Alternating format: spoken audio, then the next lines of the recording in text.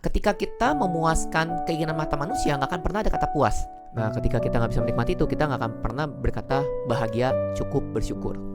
Apa lahir miskin tuh bukan salah. Oh iya. Tapi bukan salah kita iya, ya. bukan salah kita. Tapi kalau matinya miskin itu salah kita gitu. Iya. Nah, ketika kita nggak bisa menikmati itu, kita nggak akan pernah berkata bahagia, cukup, bersyukur. Mungkin Lazarus sama Tuhan Yesus nggak masuk dalam kategori orang yang kaya dan orang yang berhasil seperti Ya, itu. betul. Bayangkan ya, ya mungkin kalau ada orang yang melihat saya, rajin pelayan aktivis dan segala macam. Tapi satu sisi, saya gagal di ujian ini, penghasilan lebih besar. Tapi ada satu yang diambil daripada Tuhan, rasa khawatir itu masih ada. Haleluya, kembali lagi ke podcast Gereja Yesus Jati. Nah, kembali dengan saya Rika, dan sekali ini ditemani oleh teman diskusi kita, yaitu Pendeta Paulus dan Koteo. Haleluya. Nah, kalau di podcast sebelumnya kita membahas tentang bersyukur yang sebenarnya, pada kesempatan kali ini kita akan membahas tentang rasa cukup. Nah, rasa cukup ini kemarin sudah dibahas juga ya sebenarnya sedikit. Iya, karena ada korelasinya. Iya, di podcast yang sebelumnya. Nah, kalau misalnya teman-teman belum nonton podcast yang sebelumnya, bisa cek dulu podcast yang sebelumnya. Nah, di kita atas sini, di atas ini gitu.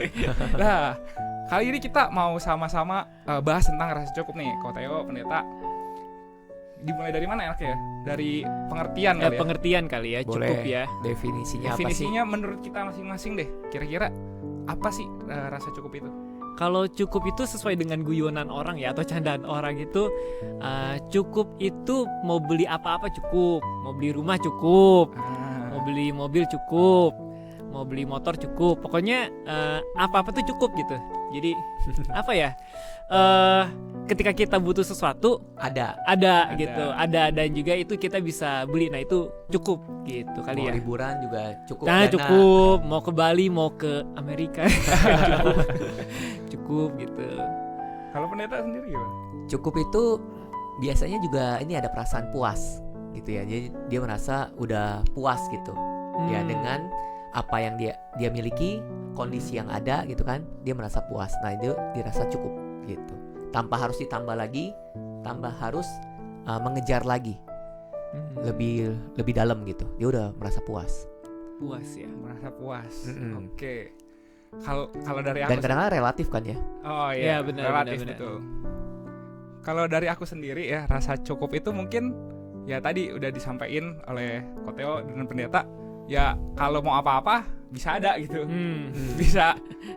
Ya kayaknya cukup deh. Iya benar. Ya kan, maksudnya kalau mau apa-apa bisa ada. Iya. Cuma mungkin kita buka kali ya di Kamus Besar Bahasa Indonesia kali Boleh, ya. boleh, Kira-kira boleh. menurut Kamus Besar Bahasa Indonesia itu apa sih? Nah, menurut Kamus Besar Bahasa Indonesia itu rasa cukup itu adalah dapat memenuhi kebutuhan untuk atau memuaskan keinginan dan sebagainya. Tidak kurang nih katanya juga. Nah, gimana tuh kalau dari KBBI? Setuju atau ada pendapat yang lain? Secara logika sih setuju kayak ya.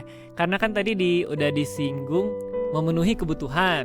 Misalkan ya kalau tadi kan beli mobil atau saya liburan ke Amerika tuh muluk-muluk lah ya. Muluk. Nah, misalkan saya punya anak, terus anak itu bisa sekolah, nah itu kan cukup. Misalkan saya mau punya kendaraan, yang penting bisa nganterin anak saya atau saya pergi kemana-mana. Nah itu kan berarti ada kendaraannya, itu cukup. Itu kalau sesuai logika sih bener ya, KBBI itu bener sih, sesuai dengan realitas sih ya. Kalau misalkan kita ambil salah satu contoh, misalkan saya mau mensekolahkan anak saya, tapi nggak ada duit nih, berarti bisa dibilang cukup nggak?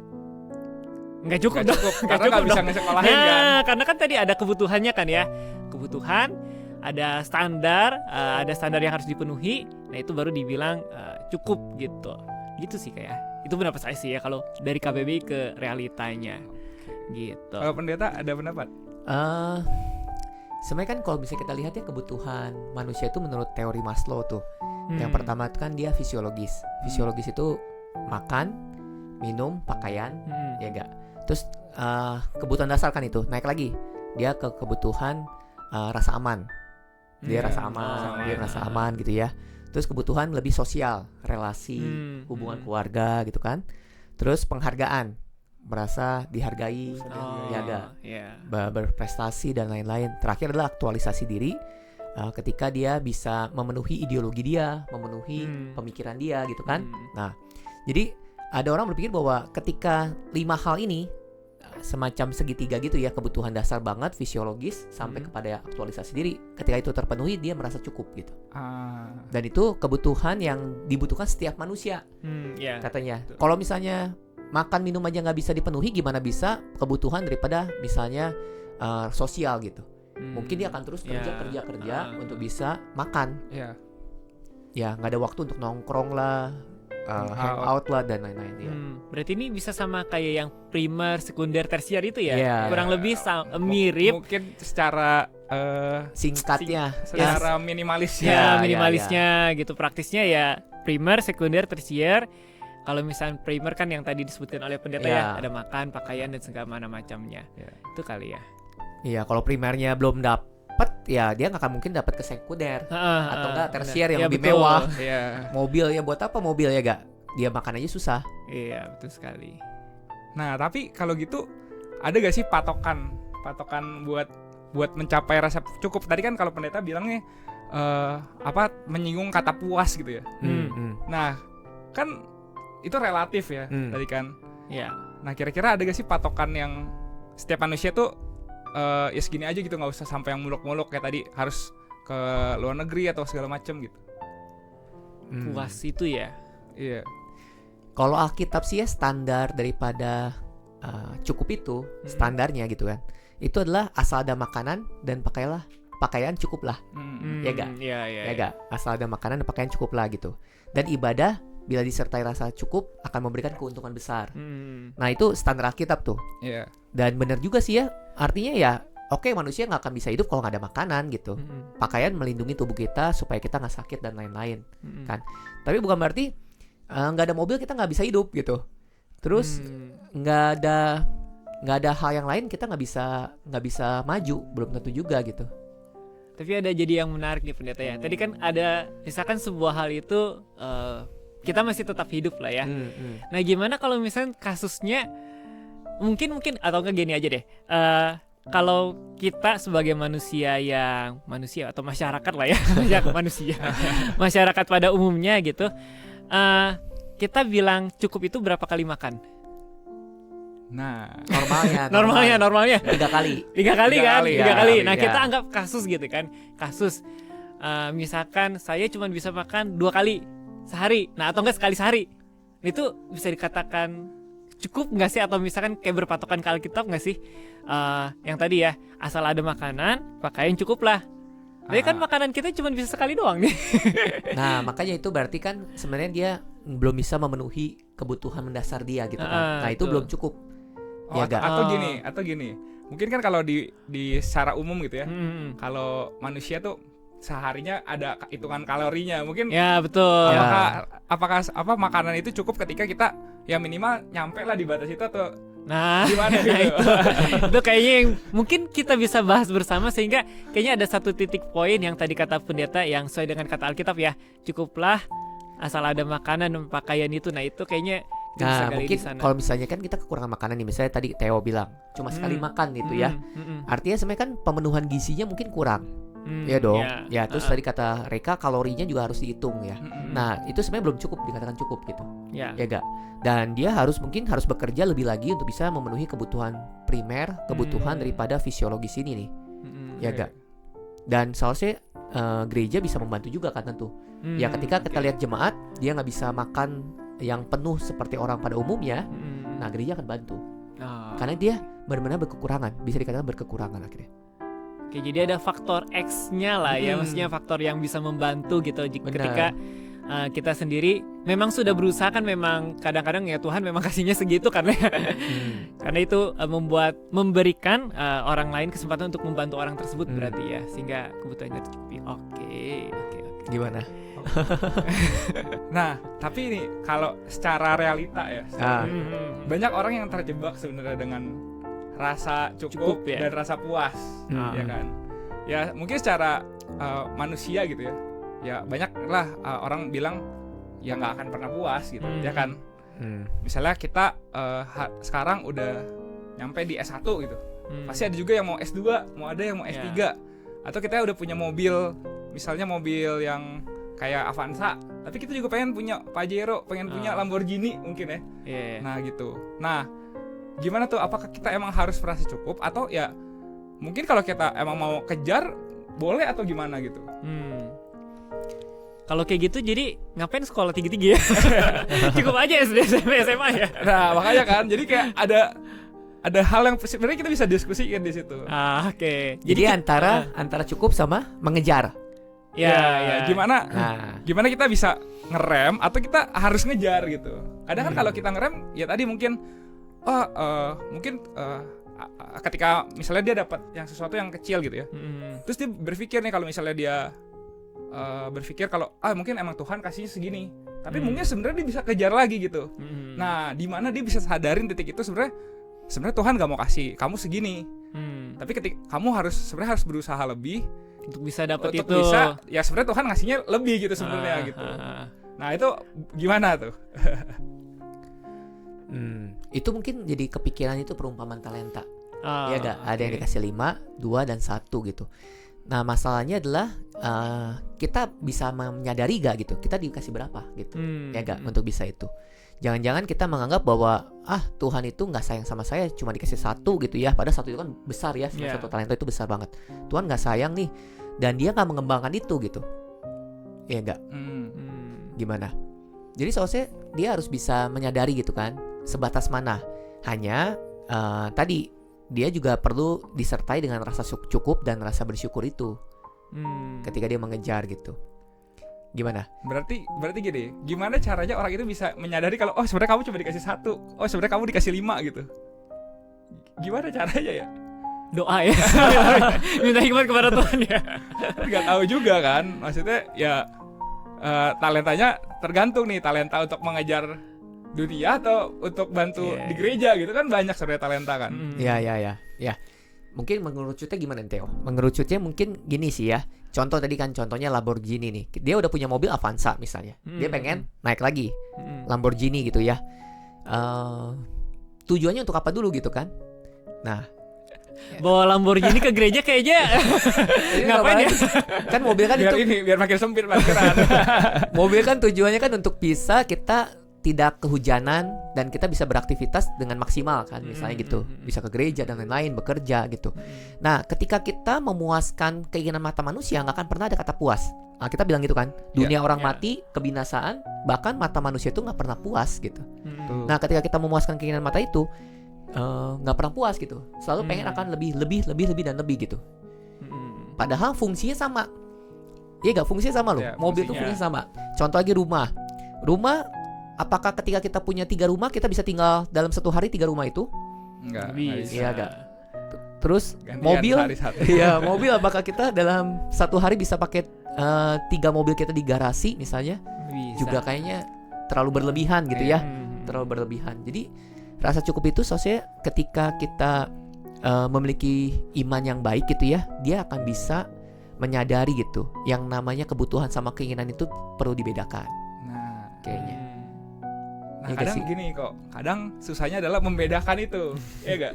Apalagi di zaman sekarang nih, di zaman media sosial sekarang, ya semua makin terbuka gitu. Mungkin kita dulu ketika kita, ya mungkin waktu saya kecil gitu ya, belum ada media sosial kayak sekarang, belum tahu tuh kalau si A ternyata punya ini gitu. Tapi sekarang si A tuh kita bisa lihat, dia punya ini, gue pengen kayak gitulah, ya kan? Nah, itu gimana tuh mengatasinya gitu ya, biar nggak terjebak di situ. Karena kan ketika terjebak di situ ya aku akan melakukan apapun untuk mendapatkan itu, betul nggak? Jadi kalau menurut saya antara perasaan cukup ya sama ingin mengejar itu harus dipisahkan sih kalau menurut saya. Oh, dipisahkan. Ya dipisahkan gitu ya. Maksudnya ketika kita punya gaji 5 juta, kita cukup nggak liburan ke Amerika? Enggak sih. Enggak kan? Pasti enggak kan? Iya. Nah, ketika kita mau mengejar itu, saya pingin liburan. Ya boleh nggak sih kalau kita mengejar itu? Saya pingin liburan nih. Oke aja kan ya, sebagai manusia gitu kan ya, wajar gitu kita pingin liburan dan segala macam. Tapi harus dilihat penghasilan kita itu berapa. Masa 5 juta mau ke Amerika, tiket pesawatnya aja udah berapa ya? Tiket pesawat kayaknya udah 5 jutaan sekian lah ya. Saya juga belum pernah sih ya. Nah, jadi harus dibedakan ketika penghasilan kita dengan tadi keinginan kita itu bisa dicapai gak? Nah, balik lagi ke yang step lebih awal.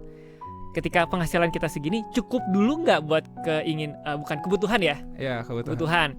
Nah, ketika kita sudah menyadari keinginan kita itu tidak bisa, maksudnya penghasilan itu tidak bisa memenuhi keinginan kita. Nah, tadi yang kata pendeta rasa cukup itu baru ambil alih di situ, gitu. Nah, banyak kasus di pemuda kita sekarang dan juga iklan-iklan di YouTube, di media sosial gitu ya. Iya. Pinjol. Buat Buat apa kira? Ya. Dan itu sebenarnya juga salah satu kita menyadari talenta yang telah Tuhan Ya, berikan betul. sebenarnya kan. Kalau misalnya dia terlalu memaksakan diri gitu ya, berlibur, padahal sebenarnya kapasitas dia seperti itu, ekonominya, betul sekali. finansial dia. Nah, seharusnya dia harus bisa mengerem. Nah, tadi lagi yang masalah cukup nih, antara kebutuhan sama keinginan kan ya, ya gak? Nah, ini kan perlu dipisahkan nih. Semakin manusia bertambah usia, semakin kebutuhan itu meningkat, benar gak? Tuh. Ya, Betul, yang betul. kita masih TK ya biaya TK, Ya. SD, SMP, kuliah dan lain-lain gitu kan. Betul. Biaya kebutuhan itu akan semakin Meningkat. besar gitu ya, meningkat. Nah, Dan perkembangan zaman juga ya Iya. mempengaruhi ya. Inflasi gitu ya. nah, jadi sebenarnya kembali lagi kita perlu belajar untuk bisa memenuhi kebutuhan sebenarnya kan, bukan mengejar keinginan sebenarnya kan. Kalau memenuhi keinginan nggak akan pernah ada kata cukup dan puas, nggak akan pernah kata selesai. Ya, Dia akan Ya, terus kejar-kejar betul. terus kan. Betul, Nah, betul. jadi sebenarnya di sini nih kebutuhan ini. Ketika dia bisa memenuhi kebutuhan itu, fokus kepada kebutuhan. Ya. Gimana? Kali ya. Sama ini, kadangkala juga perlu kita renungkan adalah ketika kita mengejar, ya, apakah itu bahagia gak? Belum tentu juga. Ya gak? Sekarang kan dunia tuh, sekarang manusia modern adalah tadi kata Reka, flexing lah, terus lagi dia memamerkan daripada jalan-jalan dia, traveling dia, kekayaan dia gitu ya, apa yang dia miliki dan lain. Tapi apakah itu bisa membuat dia bahagia gak? Tentu tanda tanya besar, dan tidak menjamin itu bisa membuat bahagia. Yang tahu dia doang sih harusnya. Ya gak? Iya. Ya. Karena ada orang yang mungkin dia punya segala-galanya, tapi dia nggak punya satu yang sebenarnya membuat orang itu bahagia adalah Tuhan memberikan karunia untuk bisa menikmati semuanya itu. Ya enggak? Karena tidak ada kenikmatan di luar dia. Ada orang punya uang banyak tapi dia nggak bisa makan banyak hal karena dia sakit. Dia punya mobil tapi yang menikmatinya mungkin supirnya bukan dia, karena dia punya kekhawatiran takutnya mobilnya keserempet lah dan lain-lain. Ada yang seperti itu. Nah, dunia mengajarkan tentang mengejar dan mengejar. Iya. Tapi Alkitab sebenarnya bukan mengajar, mengajarkan mengejar dunia sebenarnya, ya gak? Iya benar. Tapi mengejar daripada keselamatan kita ya kan. Iya. Dan masalah dunia ini asal cukup tadi kan, cukup, dan Tuhan kiranya bisa memberikan karunia kita bisa menikmati itu lebih jauh lebih bahagia dan bersyukur. Setuju sih kata pendeta, di mana sebenarnya di Alkitab sudah jelas kan ya, memang manusia itu kalau belum ngerasain penasaran terus. Betul. Makanya Ya, dikejar ya, terus ya. kan dia, belum punya mobil, pingin punya mobil kan, pingin merasakan di jalan itu nggak kepanasan, nggak kehujanan kan ya. Tapi kata Alkitab yang tadi disinggung oleh pendeta, ternyata orang-orang kaya di dunia itu, kalau kita boleh cari beritanya di internet, itu banyak kasus yang aneh loh, bunuh diri orang kaya ya. Dan ada salah satu artis yang terkenal banget, ya beritanya sih katanya kan ya, overdosis ya kan. Nah kalau kita lihat artis yang overdosis itu, dia punya Disney sendiri di rumah. Luar biasa, mini Disney ya di rumahnya, punya kolam renang, punya rumah segitu. Kayaknya kalau saya hidup kayak dia, bahagia banget. Tapi ternyata apa yang dia punya tidak bisa membahagiakan dia, terus malah jadi pengaruh ke obat-obatan. Berarti kan yang tadi dikatakan oleh pendeta dan juga sesuai dengan Alkitab, ya dia nggak bisa nikmatin gitu. Akhirnya ya nggak ada rasa cukup, nggak ada rasa puas, yang akhirnya ya tadi gitu, dia mencari pelampiasan kemana-mana. Iya.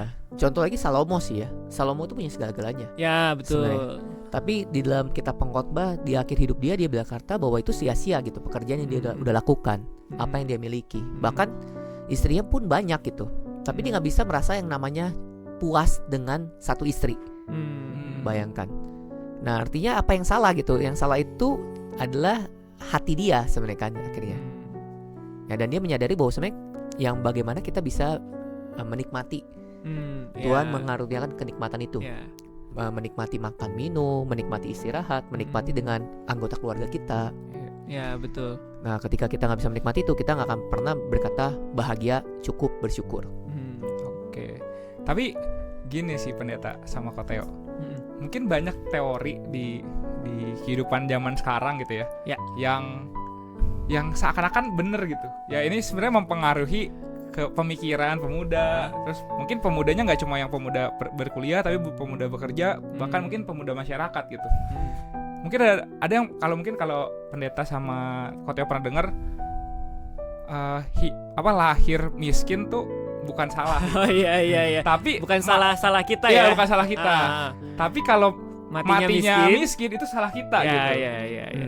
Nah, itu kan artinya berarti kalau kita hari ini merasa cukup ya, tapi kan kalau buat level cukupnya misalnya dikasih cuma 5 juta gitu. Ya kalau dianggap orang yang mungkin yang lebih atas kan dalam tanda kutip miskin gitu kan. Nah, berarti itu salah kita matinya. Maksudnya kita udah dikasih hidup lama-lama kok nggak bisa jadi kaya gitu contohnya. Nah, itu gimana tuh? Jadi kita nggak memanfaatkan waktu sebaik-baiknya. Betul. Ya. Kita seakan-akan terjebak ya kan? Gitu, ya kan? Iya. Oke. Betul. Jadi itu sebenarnya jadi berarti gue nggak boleh mati miskin gitu, harus gitu kaya, makanya orang ngejar gitu. Miskin dalam arti ya tadi ya tidak bisa memenuhi kebutuhan sehari-hari, atau bahkan ya kalau matinya umpama ya harus minimal 1 mobil lah sama 1 rumah gitu. Bener kan? Ya zaman sekarang kan kalau kita udah masuk nih ke jenjang pekerjaan gitu ya, ditanya kapan punya rumah, kapan punya mobil, atau mungkin yang sebelumnya kapan nikah gitu kan. Nah itu biasanya 3 itu yang paling ditanya sama orang gitu kan. Nah, itu gimana kita sebagai pemuda menghadapi itu gimana tuh? Nah, pertama mungkin ya, yang namanya kaya itu standarnya apa? Itu kan orang bilang punya 5 miliar dia belum kaya, ya kan? Tapi ada orang bilang mungkin 1 miliar udah kaya, gitu. Nah, standar kaya itu apa, gitu kan? Lalu yang kedua adalah ini apa tuh? Tadi kata Theo sih ya, bahwa ketika dia merasakan dia udah bisa memenuhi kebutuhan dasar dia, itu udah sebenarnya udah cukup dong, udah oke dong sebenarnya kan? Sudah oke. Oke, kalau menurut saya sih mungkin tambahan sedikit dari pendeta ya. Saya jadi kepikiran tadi omongan dari pendeta. Kepikiran satu ayat yang bekerjalah seperti semut. Ada ya di kitab Amsal 6 ayat 6. Amsal 6 ayat 6 ya. Iya. Nah, itu kan kita suruh lihat semut ya. Nah, yang tadi rasa cukup dengan yang tadi bekerja itu kita harus mungkin dipikirkan lagi lebih mendalam. Alkitab mengajarkan kepada kita jangan jadi pemalas. Yang artinya kita harus tetap bekerja dong, ya kan ya. Kita harus tetap bekerja dengan giat, dengan sepenuh hati untuk tadi kita hidup di dalam dunia. Terus Alkitab juga katakan harus belajar seperti semut. Nah, semut itu kalau kita boleh perhatikan di Alkitab juga ada menyampaikan kalau dia musim panen, dia ngapain? Dia ngapain? Ngumpulin makanan dia. Ngumpulin makanan. Betul. Ngumpulin makanan kan? Iya. Nah, pada saat mau musim hujan dia ngapain? Menikmati.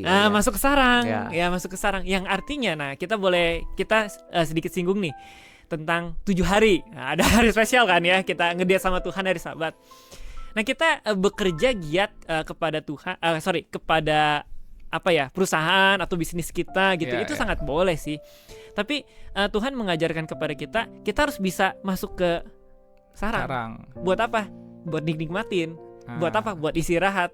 Jadi boleh nggak bekerja segiat mungkin? Boleh sekali. Tapi ada catatan. Kita pertama melanggar firman Tuhan atau tidak? Yang mungkin kan yang tadi kata Reka, saya harus punya ini baru dikatakan kaya kan? Nah, tapi apakah ketika kita berusaha untuk memenuhi ekonomi kita lah ya, nah kita melanggar firman Tuhan nggak? Itu satu. Yang kedua ada lagi indikatornya menurut saya sih ya, keluarga dikorbankan tidak? Nah ini, ini kan kadang-kadang kan dunia itu mengajarkan kejar. Ya akhirnya Tuhan dikorbankan, terus keluarga dikorbankan, gitu kan ya. Jadi Tuhan sebenarnya mengajarkan kepada kita itu cukupkanlah apa yang ada padamu. Artinya ketika kita bekerja nih, kan Tuhan kasih 8 jam gitu kan ya. 8 jam. Nah, kita pergunakan waktunya sebaik mungkin 8 jam itu untuk kita memenuhi kebutuhan kita atau bekerja gitu ya, atau berusaha gitu. Nah, kita pintarlah 8 jam ini. Makanya mungkin saya ada sebuah pemikiran yang bisa boleh nanti didiskusikan ya, di benar atau enggak. kita 8 jam ini kita kerja sepinter-pinternya, kerja sepinter-pinternya. Bukan kerja keras tapi Nah. kerja smart. Ya. Kan dunia sekarang udah mengajarkan smart work ya. Ya itu bukan Ya. hard work ya. Ya bukan. Jadi sebenarnya sama-sama aja sih menurut saya. 8 jam itu kita maksimalkan, gimana caranya supaya 8 jam itu saya bisa maksimalkan dengan baik gitu. Maksimalkan dengan baik. Tapi yang kembali lagi ke talenta. Kalau misalkan saya ternyata di gereja ada nggak sih misalkan dia cuman anggap aja jadi pekerjaan yang cuman bisa menghasilkan 5 juta. Kan ada kan ya? Ada kan ya? Ada kan, pasti ada gitu. Nah, kembali lagi ke ayat yang tadi, cukupkanlah. Ya udah saya hari bulan ini 5 juta. Ya udah 5 juta ini saya pakai. Nah, itu cukupkanlah. Cukup. Ya, dicukupkan. Cukupkan aja. Misalkan saya punya 1 anak, saya punya istri, anak saya nggak bisa sekolah di swasta nih, apalagi Bandung sama Jakarta, wah standarnya wow lah ya gitu lah. Udah jauh ya. Nah, berapa ini juta. cukupkan aja. Mau sekalian anak boleh kata Tuhan, tapi cukupkanlah. Iya, gitu. nggak bisa lebih. Nah, ya nggak bisa Sekolah lebih, yang betul. lebih mahal, lebih Nah, gimana. betul. Nah, sama nama ini sih Theo, sama kesehatan. Nah, Karena iya. orang tuh ya, dia waktu muda dia mengorbankan kesehatan dia, Ya. hubungan dia, keluarga, hubungan dia sama Tuhan demi Hmm. meraih yang namanya ambisi dia. Hmm. Ya. Nah, ketika kita kehilangan uang, sebenarnya kita nggak kehilangan sesuatu sebenarnya. Ya, betul. Tapi ketika kita kehilangan kesehatan, hubungan sama keluarga, hubungan sama Tuhan, bahkan kehilangan iman itu kita ada kehilangan sesuatu. Bahkan kehilangan segala-galanya ketika kita kehilangan iman itu gitu. Nah, karena apa? Karena uang itu nggak akan dibawa sampai mati kan? Iya. Ya kan? Nggak dibawa sampai mati. Dan standar kesuksesan itu, standar kekayaan itu di mata mana kita lihat gitu. Kalau di mata dunia ya tadi 1 mobil, 1 rumah misalnya kan gitu ya. Tapi di mata Tuhan belum tentu seperti itu. Orang yang kaya, orang yang berhasil, ya. Kalau misalnya seperti itu, mungkin Lazarus sama Tuhan Yesus nggak masuk dalam kategori orang yang kaya dan orang yang berhasil seperti Ya, itu. betul. Secara Kayaknya. dunia nggak berhasil. Iya, iya, karena dia nggak punya segala-galanya ya. Iya. Tapi emang cukup dengan makan dan pakaian. Artinya Tuhan Yesus nggak sampai akhirnya nggak bisa makan kan? Ya, Ya, tapi Lazarus lebih kasihan lagi sebenarnya kan ya. Ya. Dia minta belas kasihan kepada orang kaya. Yang penting bisa makan dan ada Iya. pakaian ya. Itu contoh ekstrimnya Bener, banget ya. Iya, sehingga dia bisa menjalani hidup, Iya, betul. bisa menjalani hidup. Nah, makanya kita gimana nih belajar untuk bisa merasa cukup gitu. Dunia mengajarkan mengejar dan nggak pernah kata puas gitu ya. Kalau bisa terus lapar, Ya, betul. ya enggak. Selalu merasa lapar. Tadi ada satu kepikiran sih ada ya, Apa? dari kata pendeta tadi. Ketika ada rasa cukup itu kan tadi dikatakan ada penghasilan misalkan 5 juta dan segala macam. Nah, jadi fokus kita ketika bekerja itu bukan mengejar uangnya sebenarnya ya pendeta ya. Kalau di Alkitab kan dengan jelas dikatakan jangan jadi hamba uang. Kalau kita ngejar uang, kalau kita ngejar, oh misalkan nih saya sebulan harus 20 juta nih kayaknya hidup di Bandung biar enak gitu kan ya. Iya. Atau di Jakarta 30 juta lah. Nah kita ngejar itu. Jadi pada saat kita bekerja kita seperti ada tuntutan, jadi nggak nikmatin ya pendeta ya. Dan juga Reka, kita tuntutan itu wah saya harus kerja giat nih, gimana caranya saya jadi manajer, jadi apa karena tuntutannya itu tadi si Tinggi. nominal Ya, si tinggi. nominal gaji atau penghasilan atau keuntungan saya gitu. Nah sedangkan di Alkitab mengajarkan tadi bekerja segiat-giatnya. Nah masalah nanti Tuhan kasih kaya atau enggak, gimana Tuhan gitu kan. Jadi benar-benar apa ya, menurut saya itu ketika kita bekerja dengan giat, ya mau Tuhan kasih saya 5 juta, 10 juta, ya itu puji Tuhan gitu. Karena itu maksudnya cukupkanlah gitu. Iya. Oke. Tapi mungkin ya kalau mungkin banyak juga yang nonton gitu ya. Mereka kan mungkin bekerjanya 8 to 5 gitu. Ya. Akhirnya mereka ya gimana work smartnya, karena kan mereka udah dibeli waktunya, ya kan. Nah akhirnya mereka memilih ya setelah pulang kerja mereka kerja lagi, ya kan. Ya itu mungkin yang tadinya akhirnya mengorbankan keluarga, kesehatan, bahkan Waktu mungkin sama Tuhan. Iya, Ya, mungkin sampai hari Sabat juga tetap dikejar gitu. Nah, apakah itu bahagia seperti itu? Nah, Ya ya. enggak? Apakah itu bahagia? Apakah kita bisa menikmati yang seperti itu? Hidup untuk kerja, ya enggak? Padahal Tuhan sendiri juga bilang bahwa ada satu hari di mana kita harus beristirahat, di mana kita harus berhenti dan kita perlu yang namanya recharge gitu ya rohani kita. Tadi aku ada satu kepikiran sebenarnya tentang kalau yang pas Koteo bahas ketika misalnya kita cuma punya gaji 5 juta, bisa gak kita nyekolahin anak kita di sekolah yang misalnya yang tinggi gitu ya levelnya gitu. Tapi gimana ketika kita menghadapi misalnya nih ya, kita cuma punya gaji 5 juta, tapi ternyata anak kita pengen sekolah di luar negeri. Nah terus si anak itu mungkin merasa kalau kita nggak bisa memenuhi, ya dia bakal bandingin sama orang lain. Itu misalnya teman dia yang orang tuanya mungkin lebih mampu bisa sekolah di luar negeri. Nah. Apakah dia salah ditempatkan gitu? Gitu kan? Salah gitu. Nah, pandangan seperti itu gimana? Maksudnya ya mungkin ada ya beberapa orang tua yang menghadapi hal seperti itu gitu. Karena anaknya pengen A, tapi karena orang tuanya nggak mampu, apakah orang tuanya salah? Jadi ya gimana pendeta? Ngomong dulu kan? Teo dulu deh. Oke. Kalau saya sih karena juga saya posisinya sudah sebagai orang tua ya, sudah punya anak satu dan selalu ditanya kapan nambah anak. Oke, jadi kita fokus anak satu dulu nih. Oke, kalau saya sih karena ya mungkin anaknya juga belum bisa diskusi lah ya. Tapi saya selalu punya pemikiran dan saya nggak tahu kedepannya itu apakah Tuhan tetap memberikan saya itu gaji sekian lah ya untuk ya puji Tuhan sekarang udah cukup lah bisa dikatakan lah ya, kebutuhan primer cukup gitu. Kalau mungkin dari sisi saya akan terus terang dengan anak tersebut gitu. Ya memang kondisi kita seperti ini gitu.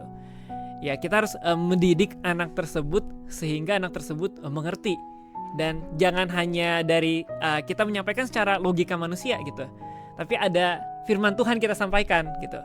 Memang kita dikasihnya segini, memang kita sudah bekerja keras, Tuhan kasihnya segini gitu ya, kita syukuri aja. Nah kasih misalkan opsi, oh ternyata papa mama itu bisa kuliahin kamu di dalam negeri misalkan ya. Terus misalkan oh sampaikan juga, oh ternyata memang gak bisa kuliahin, sampein aja gitu. Nah jangan sampai kita istilahnya itu berhutang lah ya, bahasa kasarnya berhutang untuk mensekolahkan anak, dan kesannya tuh jadi kayak memaksakan banget gitu. Kenapa saya ngomong seperti ini? Karena ketika kita berhutang, kan kita yang cari gara-gara dalam tanda kutip ya. Kita yang cari susah gitu kan, kita berhutang dan kita mengukur kemampuan kita kayaknya nanti lagi gimana nanti. Nah ini yang salah nih, kalau udah berhutang gimana nanti itu salah nih gitu. Betul. Karena kita nggak tahu nih cara ngelunasinya gimana nanti nih. Nah ketika kita berhutang itu jadi masalah ke depannya gitu kan. Jangan sampai seperti itu terus udah jadi masalah. Nah ini yang mungkin bisa kita pikirkan bersama-sama. Terus nyalahin Tuhan. Kan gini kan ya, nyalahin Tuhan atau aduh Tuhan gimana nih tolong lunas. Ya kita yang bikin masalah kok gitu. Jadi seakan-akan kita yang bikin masalah, Tuhan yang tanggung jawab.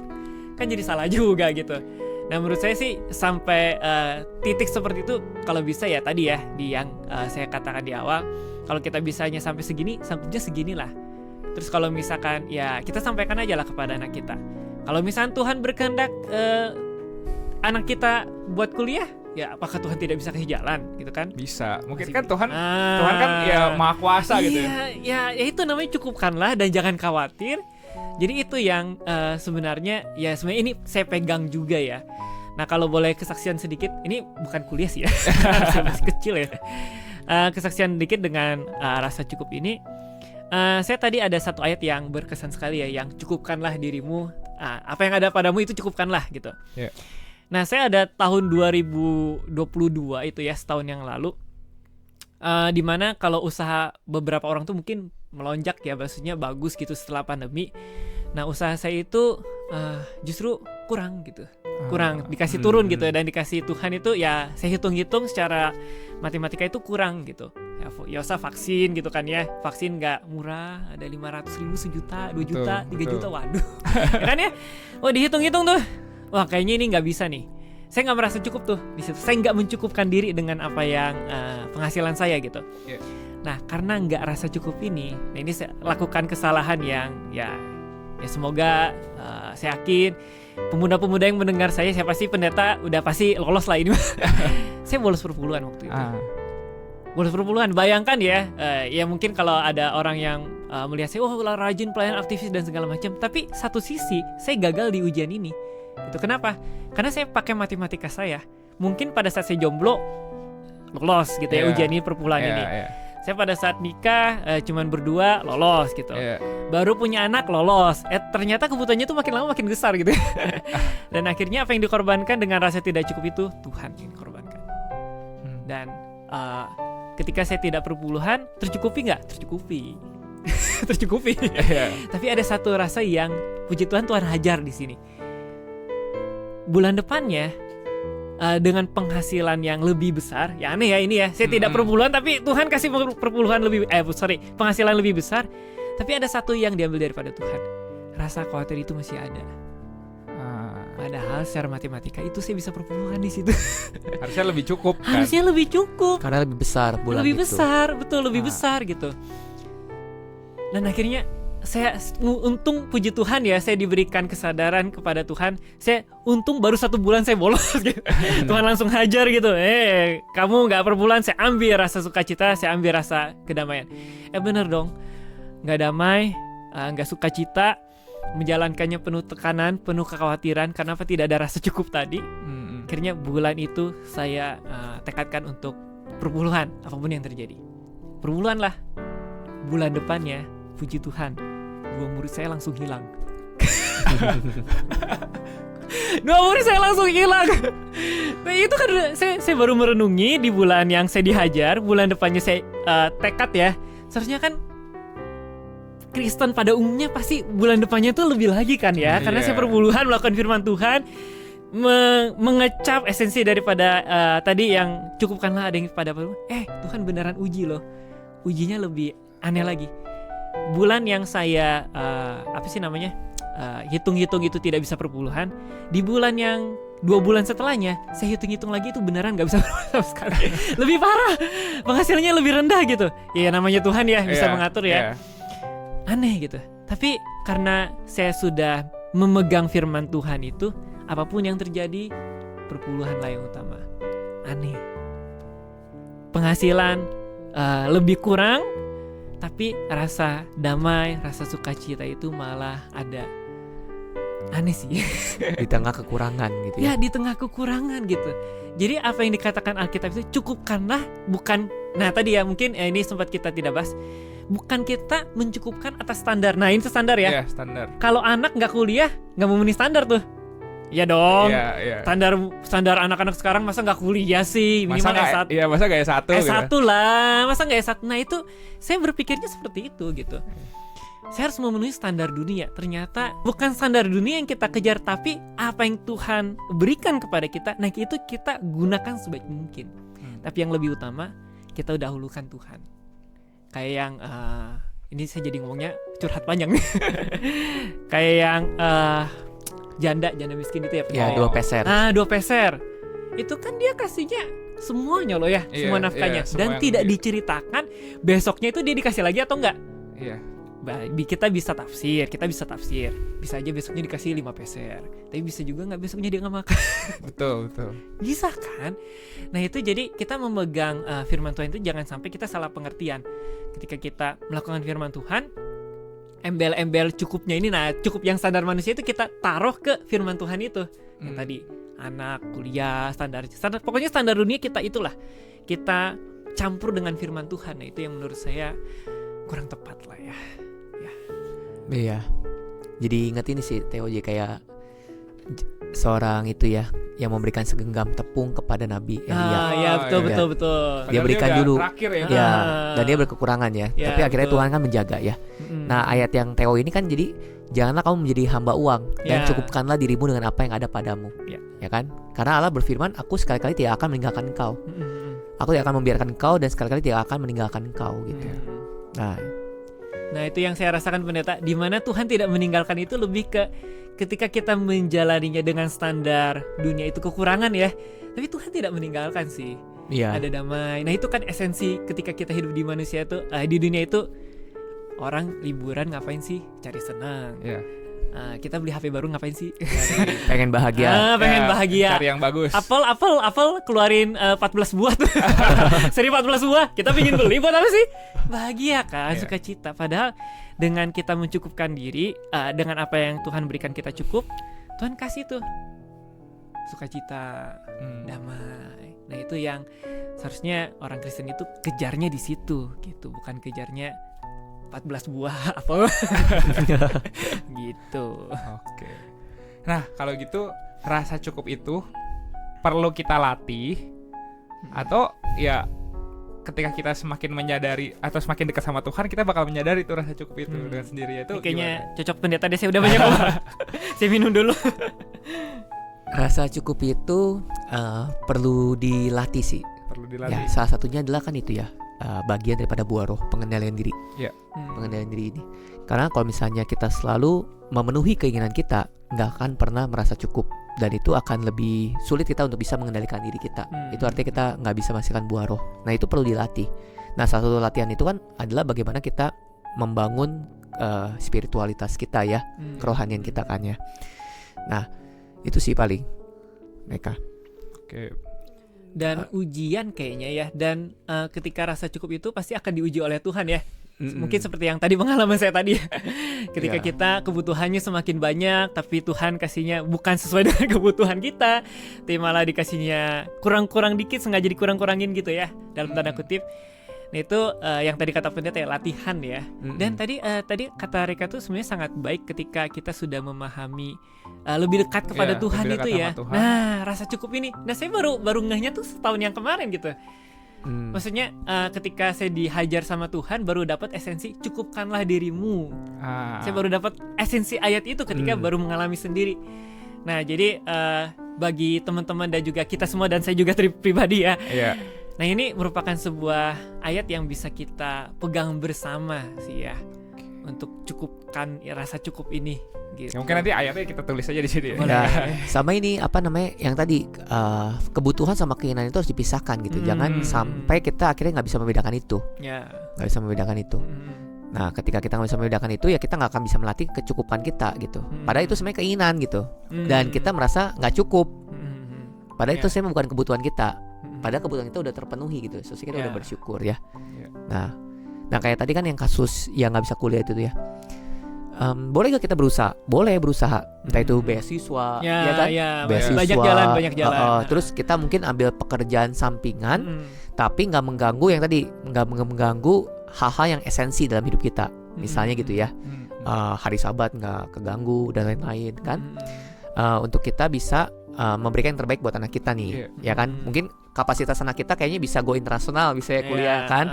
Nah kita mau coba usahakan itu. Tapi kembali lagi kita harus memberikan pengertian. Tadi kan Theo kan komunikasi. Nah ini kita harus buka pemikiran dia bahwa kalaupun nggak kuliah di luar negeri, apakah dia nggak bisa mandiri?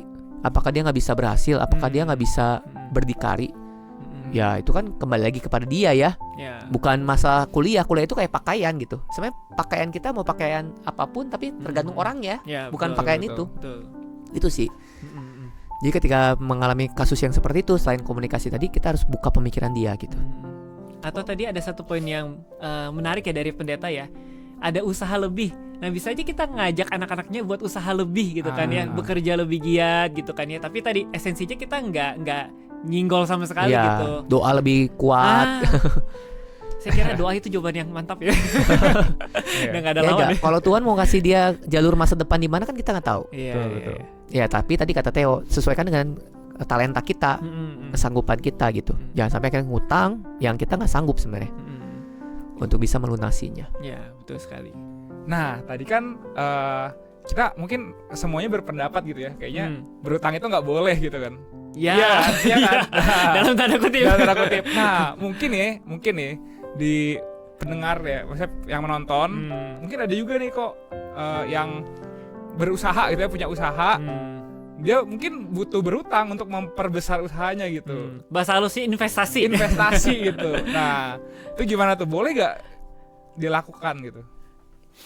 Kalau menurut saya sih, karena saya juga pelaku usaha ya, dan saya juga pernah berhutang ya, jadi malu. Saya rasa ya kalau tadi kan kita bahas tentang perkuliahan kan ya, kita bela-belain anak kita, terus kita berhutang. Nah ada beberapa indikator, nanti mungkin pendeta bisa tambahkan ya. Kalau menurut saya kita harus ada perhitungannya dulu. Kita bisa lunasin nggak nih hutang kita? Kalau biasanya di dunia usaha kan pasti ada istilahnya proyeksi lah ya, benar ya, proyeksi misalkan saya berhutang sekian maka saya bisa menghasilkan pendapatan sekian. Nah itu kan ada yang diperhitungkan gitu, dan kita tahu cara ngelunasinnya. Nah kalau yang tadi kita bahas gimana nanti, nah itu yang salah gitu pada saat kita berhutang. Dan kalau nggak salah pendeta boleh diluruskan ya, di Alkitab juga kan ada tahun Yobel kan ya, dan itu ada pembebasan hutang lah ya, benar ya. Nah berarti kan ya misalkan amit-amit gitu kan, ada gagal bayar atau gimana, nah mungkin pendeta yang harus jawab. Kalau gagal bayar gimana nih, perhitungannya salah nih. Sebenarnya kan ada hutang produktif sama hutang nggak produktif ya kan. Ya. Nah seharusnya kan hutang itu dalam perusahaan, dalam usaha itu harus kita adalah hutang produktif, bukan hutang yang nggak produktif yang untuk konsumsi dan lain-lain gitu kan ya. Nah tadi kata Theo, pertama itu kita harus tahu proyeksinya. Break even point-nya gimana nih, ya kan? Terus apakah dengan kita berhutang ini kita akan bisa mendapatkan keuntungan yang bisa menutupi hutang dan juga untuk bisa masa depan kita. Tapi yang kedua, kita harus ada plan B. Plan B-nya adalah ketika kita gagal dalam perhitungan proyeksi itu, karena kita kan nggak tahu ya, gagal nih, salah hitung, proyeksinya salah. Nah, kita perlu ada cadangan apa, aset dan lain-lain untuk bisa melunasi hutang itu. Jaminan berarti sehingga kita nggak kolaps. Iya. Dan kita nggak menjual bisnis kita, usaha kita, karena yang paling bernilai itu adalah bisnis dan usahanya. Oke, kita udah banyak banget ya bahas tentang rasa cukup. Kayaknya ini, makin lama nanti bisa 2 jam ini. Ada terus kasusnya ya. Tapi intinya nih ya, berarti rasa cukup itu adalah gimana kita mencukupkan diri kita ya dengan apa yang Tuhan berikan gitu. Betul. Iya, jadi kalau misalnya Tuhan cuma ngasih segitu ya kita cukupkan dengan apa yang Tuhan berikan gitu. Mungkin ada yang mau nambahin? Setuju banget dengan tadi pendapat yang Reka ya. Cukupkanlah dengan Tuhan yang berikan gitu ya. Nah, nyinggung-nyinggung dengan Tuhan yang berikan tadi, hutang kan orang lain kan ya. Tapi tadi ya kita sudah bahas dan itu mungkin juga talenta kita bisa mengatur ketika uang kita dikasih lebih, itu kan kita bisa mengatur. Itu juga kan bisa dikatakan Tuhan mengizinkan gitu kala ya. Nah, tadi yang kita sudah singgung bersama di Ibrani pasal berapa ya? 13 ya? 13 ayat 5 ya. Saya contek dulu ya. Ada nih ayatnya. Janganlah kamu menjadi hamba uang, dan cukupkanlah dirimu dengan apa yang ada padamu, karena Allah telah berfirman, aku sekali-kali tidak akan membiarkan engkau, dan aku sekali-kali tidak akan meninggalkan engkau. Jadi ada 3 statement nih buat pegangan saya pribadi, dan juga mungkin bisa menguatkan teman-teman. Yang pertama, jangan menjadi hamba uang. Jangan kejar itu uang itu, Tuhan katakan. Semakin kita kejar uang, semakin kita tidak bisa menikmatinya. Tuhan sudah katakan di Alkitab. Yang kedua, cukupkanlah dirimu dengan apa yang ada padamu. Berarti Tuhan kasih nih, tadi ya contohnya 5 juta, ya udah, ini bagian saya memang bulan ini saya bisa nikmati segini gitu.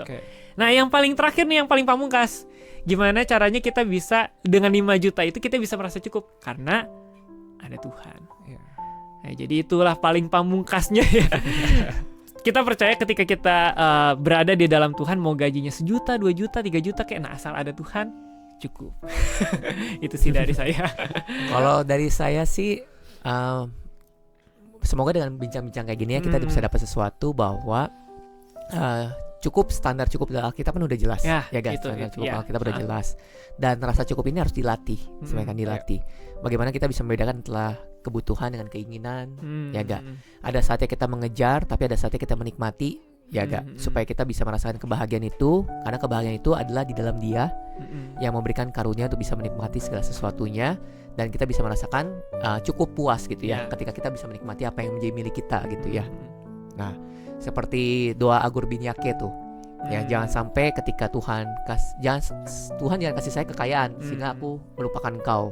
Aku bilang bahwa ini hasil kekuatanku ya, dan juga jangan sampai memberikan aku kemiskinan sehingga Dia bersungut-sungut untuk Tuhan gitu. Jadi Tuhan tahu apa yang terbaik buat kita. Ya, asal tinggal kita melatih diri kita untuk bisa tetap cukup.